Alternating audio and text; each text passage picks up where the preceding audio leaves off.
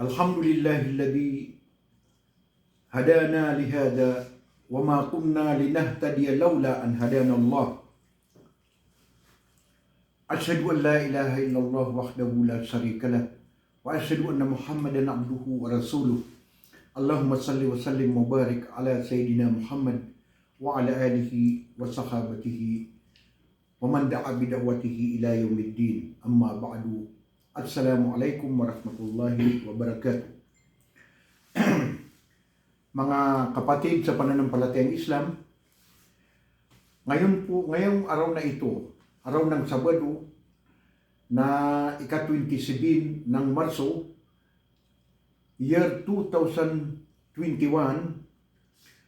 ay tatalakayin po natin ang patungkol sa kabilang sa mga alok ng mga Quraysh o mga promise, mga pangako ng mga Quraysh kay Propeta Muhammad sallallahu alaihi wasallam upang ihinto niya ang pananampalatayang Islam, ang papalaganap sa pananampalatayang Islam, at narito po ang mga alok nila.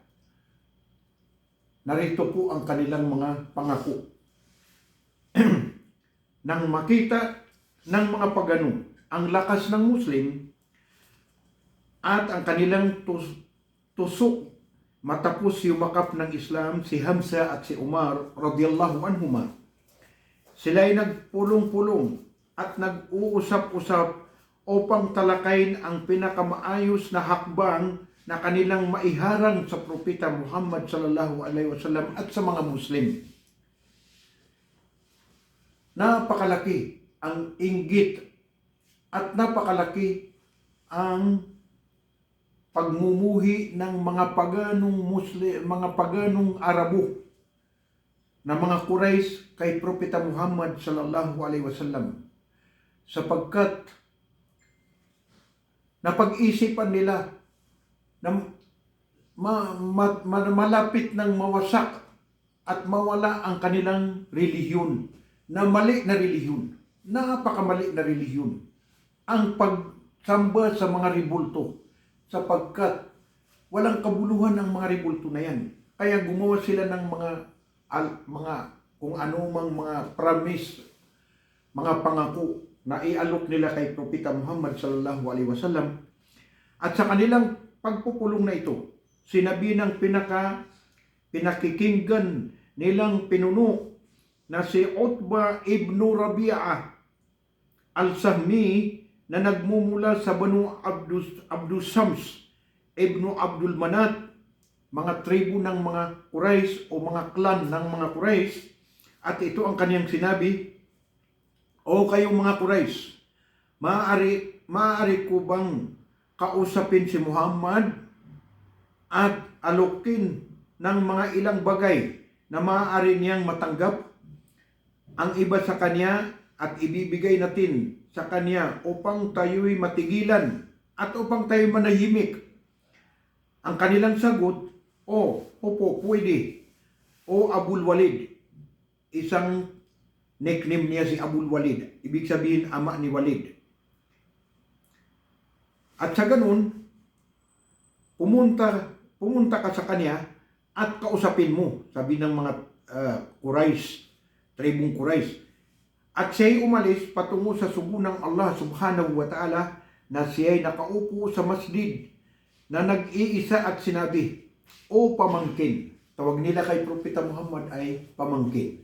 Yan din ay ginagamit sa mga ibang tribu, sa mga ibang nasyonalidad, na ang taong kabilang sa paggalang mo sa isang tao ay kahit hindi tunay na pamangkin mo, ay sasabihin mong pamangkin.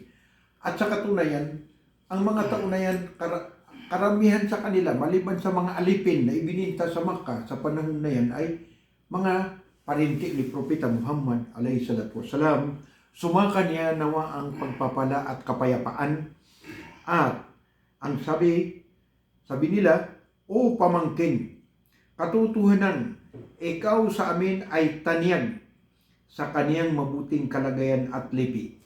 Si Muhammad daw ay tanyag sa kaniyang mabuting kalagayan at lipi. Tunay na naiparating mo sa iyong tauhan ang dakilang kalagayan na siyang dahilan ng inyong paghiwa-hiwalay sa kanila. Ibig sabihin, ito'y mga hamon kay Propeta Muhammad at parang insulto sa kanya sapagkat sinabi niyang taong ito na si Propeta Muhammad, ang mensahe ni Propeta Muhammad ay naging dahilan ng paghiwa-hiwalay ng mga tao o sila ay naseparated, nagkaroon ng separation. Ang mag-ama at ang mag-ina, ang mag-asawa at ang magkakaibigan, ang magpaparinti ay nagiging magkakaaway dahil ang iba sa kanila ay kabilang sa kanila ay yumakap sa pananampalatayang Islam at kabilang naman ay kinakalaban ang pananampalatayang Islam, kaya sila ay nagkahiwa-hiwalay. Nagkahiwa-hiwalay sa pananaw sa buhay, sa pananaw sa pananampalataya at sa pananaw sa anumang mga pakay nila sa kanilang pamumuhay sa Makkah sa panahon na yaon. Kaya mga kapatid, kabilang pa sa sinabi ng taong ito kay Muhammad a.s.w., ginagawa mo silang mga mangmang. Ang tauhan ng mga Quraysh, ginagawa mo silang mga mangmang.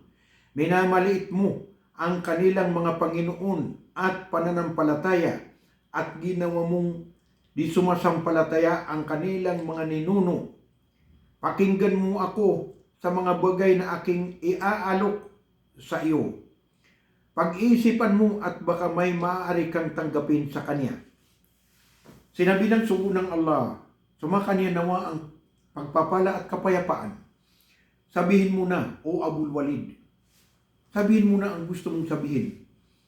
At ito ang sinabi ni Abul Walid, O pamangkin, kung nagugustuhan mong magkaroon ng kayamanan kapalit ng pag-iwan mo sa iyong naiparating, iipunin namin ang lahat ng kayamanan namin para sa iyo mula sa aming mga kayamanan hanggang ikaw ay maging pinakamayaman sa amin.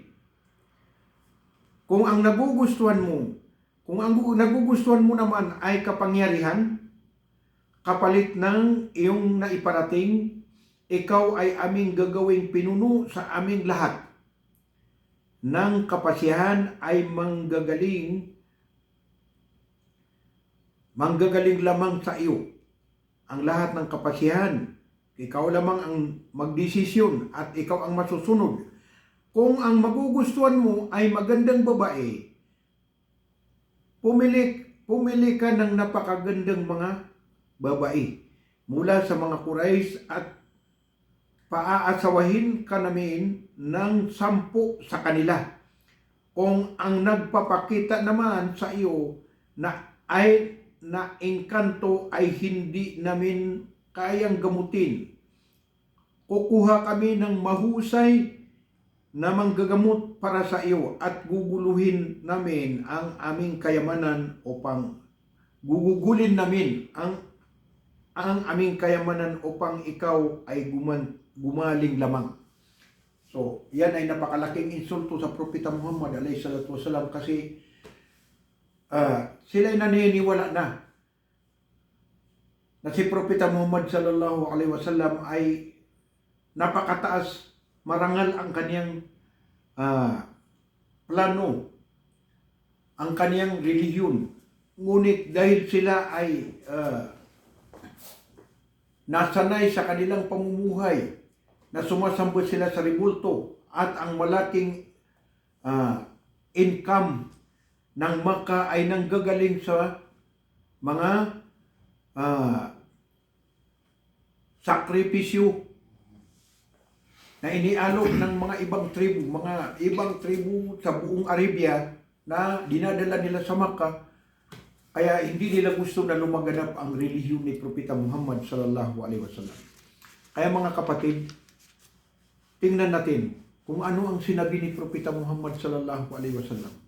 Siya ba ay katulad ng mga ordinaryong mga pinuno na masisilaw sa kayamanan o masisilaw sa kapangyarihan o kaya masisilaw sa mga kababaihan upang magiging mga asawa niya? Mga kapatid, ito ang kaniyang sinabi, ikaw ba ay huminto na sa pagsasalita o Abul Walid? Oo, ang sagot niya, sinabi ng sugo ng Allah subhanahu wa ta'ala, makinig ka. At dito, binasa ng sugo ng Allah subhanahu wa ta'ala ang surah, ang kabilang sa surat Hamim. A'udhu billahi minash shaitanir rajim. Bismillahirrahmanirrahim. Hamim. Tansilum minar rahmanir rahim. Kitabun fussilat ayatuhu Qur'anan Arabiyyan liqaumin ya'lamun. Bashiran wa nadiran fa'arada aktharuhum fahum la yasma'un. وقالوا قلوبنا في أكنة مما تدعونا إليه وفي آذاننا وقر ومن بيننا وبينك حجاب فاعمل إننا عاملون. Ito'y unang talata sa surat Al-Fussilat, number 41, surah number 41, ayat 1 to 5. Sinabi ng Allah subhanahu wa ta'ala, sa ngalan ng Allah, ang pinakamahabagin, ang pinakamaawain, Ha-Mim. Mga titik na ha at saka mim, ito ay isa sa mga milagro ng banal na Quran na tanging ang Allah lamang ang nakakaalam sa tunay nitong kahulugan. Isang kapahayagan mula sa Allah subhanahu wa ta'ala ang pinakamahabagin at ang pinakamawain, isang aklat na ang talata ay ginawang masusi, isang Quran sa wikang Arabic para sa mga tao na may pangunawa na nagbibigay ng magandang balita ng paraiso sa mga mananalig sa kaisahan ng Allah subhanahu wa ta'ala at sa Islam, at babala ng kaparusahan sa apoy ng impyerno sa mga hindi nananalig sa kaisahan ng Allah subhanahu wa ta'ala. Datapwat ang karamihan sa kanila ay tumalikod, kaya't sila ay hindi makikinig, hindi nakakarinig. Sila ay nagsasabi, ang aming puso ay natakpan hinggil sa mga bagay na kami ay iyong inaanyayahan, at sa aming mga tainga ay kabingihan, at sa pagitan mo at sa amin ay may isang lambong.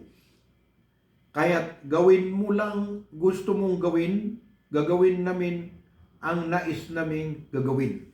Yan ang sinabi ng Allah subhanahu wa ta'ala kay Propeta Muhammad sallallahu alaihi wasallam, at patuloy na binabasa ng sugo ng Allah subhanahu wa ta'ala ang mga taludtod, at si Abul Walid naman ay nakikinig na nakatudlang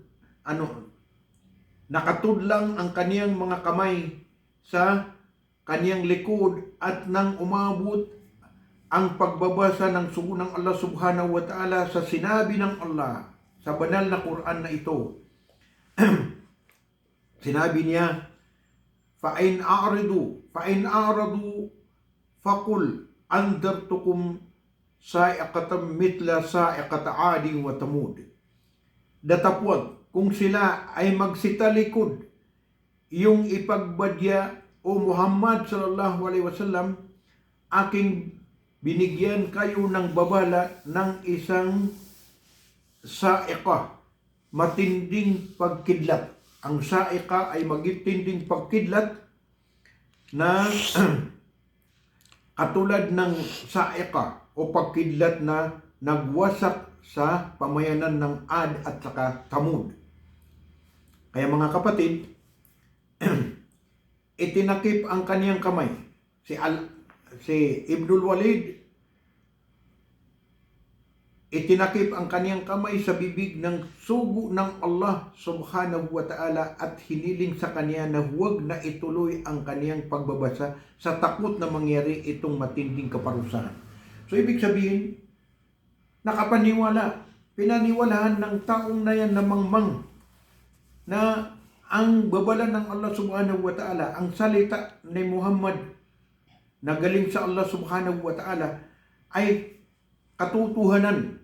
Kaya natakot siya at hiniling niya sa Propeta Muhammad sallallahu alaihi wasallam na huwag na ipagpatuloy ang kaniyang pagbabasa.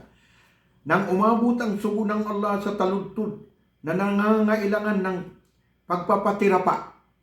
May mga taludtod sa banal na Quran na kapag binasa ng mambabasa ng Quran, bumabasa ng Quran ay tumitira pa bilang paggalang at takot sa Allah subhanahu wa ta'ala. Paggalang sa Allah at takot sa Allah subhanahu wa ta'ala, at si Muhammad ay tumira pa. Kaya nagtira pa at matapos siya ay nagtipatira pa at matapos sinabi niya, narinig mo ba, Abul Walid? At siya ay sumagot, oo, narinig ko. Sinabi ng sugo ng Allah subhanahu wa ta'ala, nasa iyo na ang pasya. Hindi pumipilit ang Propeta Muhammad alayhi salatu wasalam. Hindi niya pinipilit ang mga tao, ngunit ang kaniyang ipinapagliwanag ay ang salita ng Allah subhanahu wa ta'ala. Bumalik si Utbah sa kaniyang mga kasamahan. Si Utbah ang tinatawag na Abul Walid, na halatang halata ang pagkaiba ng kaniyang pagmumukha na naging sanhi ng pagsabi ng iba sa kanila, tunay na bumabalik sa inyo si Abul Walid sa ibang pagmumukha na di katulad ng dati nang siya'y umalis. Nang siya'y makaupo, kanilang tinanong agad at sinabi, ano ang nangyari o Abul Walid? Sabi niya, ang nangyari sa akin ay narinig ko ang salitang sinusumpa ko sa Allah na hindi ko pa rin narinig ang katulad niya sa aking buong buhay. Ibig sabihin, pinaniniwalaan ni Abul Walid na ang banal na Quran na salita ni Prophet, binanggit ni Propeta Muhammad sallallahu alaihi wasallam ay may himala, napakaganda at dapat paniwalaan. Hindi ko pa rin narinig ng katulad niya sa aking buong buhay, sabi ni Abul Walid, at isinusumpa ko na hindi iyon tula, hindi kabilang sa tula, hindi kabilang sa kulam at hindi panghuhula. O kayong mga Quraysh, makinig kayo sa akin at maniwala, pabayaan ninyo ang taong iyan at aniyang gagawin. Pabayaan ninyo si Propeta Muhammad sa kaniyang gagawin. Iwanan ninyo siya dahil isinusumpa ko sa Allah na may dakilang balita na matutupad sa kaniyang sinabi. Tingnan ninyo mga kapatid sa pananampalatayang Islam, ang nakasaksi sa himala ng salita ng Allah subhanahu wa ta'ala na galing kay Propeta Muhammad sallallahu alaihi wasallam ay nakapaniwala. Ngunit hindi pumapayag ang kaniyang mga relative o mga kasamahan, mga kumpanyon ng mga Quraysh na yan. Kahit sinabi niya na may dakilang balita na matutupad si Propeta Muhammad sallallahu alaihi wasallam. Sinabi niya, aking narinig kung siya'y mapapatay ng mga ibang Arab, naisatupad ng iba ang inyong gawain. Kung siya naman ay mangingibabaw sa buong Arab, ang kaniyang kapangyarihan ay inyong kapangyarihan at ang kaniyang karangalan ay inyong karangalan. Kayo'y magiging pinakamapalad sa lahat ng tao. So napakaganda ang pangako ni Propeta Muhammad sallallahu alaihi wasallam sa mga paganong mga Arabo, sapagkat ang sinabi niya, kung sa bandang huli na isatupad ng iba ang inyong gawain, kung siya naman ay mangingibabaw sa buong Arab, buong Arabia, ang kaniyang kapangyarihan ay inyong kapangyarihan. Kapangyarihan ng lahat ng Arab, lahat ng Quraysh. At ang kaniyang karangalan ay karangalan ng lahat ng mga Quraysh. Kayo'y magiging pinakamapalad sa lahat ng tao sapagkat ang Islam ay nagmumula sa mga Arabo na ito ang tunay na pananampalataya, tunay na katotohanan. Ang kanilang isinagot, O Abul Walid, isinusumpa namin sa Allah na ikaw ay kaniyang nakulam. Tingnan ninyo ang kamangmangan at kalukuhan ng mga pagano, ang mga taong sumasamba ng rebulto ng mga Quraysh. Nakulam daw ni Muhammad alayhi salatu wasalam si Abul Walid, bagamat hindi siya marunong magkulam, wala siyang kaalam-alam sa kulam. At sumagot si Abul Walid, yun ang aking kaisipan at gawin ninyo ang inyong kagustuhan. So ibig sabihin si Abul Walid ay naniwala din na nakulam siya at saka hindi na niya kayang hamunin si Propeta Muhammad alayhi salatu wasalam. Kaya mga kapatid sa pananampalatayang Islam, sana'y madagdagan natin ito, ipagpatuloy natin ang talambuhay ni Propeta Muhammad alayhi salatu wasalam at ang patungkol sa talambuhay ng kaniyang mga taniyag na mga sahaba o mga kasamahan. Pagpalain tayo lahat ng Allah subhanahu wa ta'ala at pagpalain niya ang ating pagsusumikap sa pagpapalaganap ng pananampalatayang Islam. Wa akhiru da'wana anil hamdulillahi rabbil alamin. Assalamualaikum warahmatullahi wabarakatuh.